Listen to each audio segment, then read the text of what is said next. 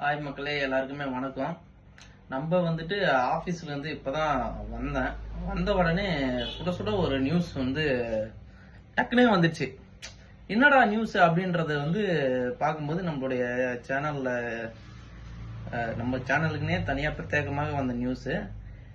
நாளைக்கு காலையில 8 மணிக்கு அபிஷியலா இது எல்லாருமே சொல்லிடுவாங்க. டிவிகே சார்பாகவும் டிவிகே யார் கூட கூட்டணி வைக்க போகுது அப்படின்றத எல்லாருமே பலரும் மத்தியில ரொம்ப இதுவா இருந்தது. இன்னைக்கு காலையில 8 மணிக்கு ஆலோசனை கூட்டங்கள்லாம் கூட்டினாங்க. எல்லாருமே கூட்டிட்டு அதனுடைய ஒரு தாக்கம், அதாவது யார் கூட வைக்க போறாங்க அப்படின்றது நம்மளுடைய சேனலுக்கு பிரத்யேகமாக வந்த நியூஸ் பிரகாரம் நீங்க எதிர்பார்த்து கொண்டிருந்த மாதிரி காங்கிரஸ் 5 சீட்டோட டிவிகே கூட இணையுது. அதுக்கப்புறம் நீங்க அவளோட எதிர்பார்த்து கொண்டிருந்த பாமக அவங்களும் 4 சீட்டோட டிவிகே கூட இணையறாங்க. அது கூட யாருமே எதிர்பார்க்க முடியாத ஒரு கட்சினா அமமுக, அதுவும் டிவிகே ஒரு சீட்டோட இணையுது.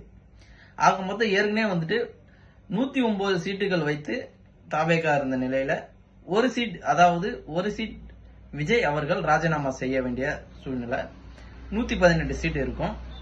இப்போது 10 சீட்டு வேணும் அப்படின்ற நிலைமையில காங்கிரஸ் 5 சீட்டும், பாமக 4 சீட்டும், அம்மா மக்கள் முன்னேற்ற கழகம் 1 சீட்டும், மொத்தம் 10 சீட்டு நாளைக்கு காலையில 8 மணி வாக்குல அபிஷியலா நியூஸ் வந்துடும். இவங்க கூட்டணி அமைக்க போறாங்க. இவங்களை வச்சுக்கிட்டு தாவேகா ஆட்சி அமைக்க போகுது. விஜய் தான் முதலமைச்சர்.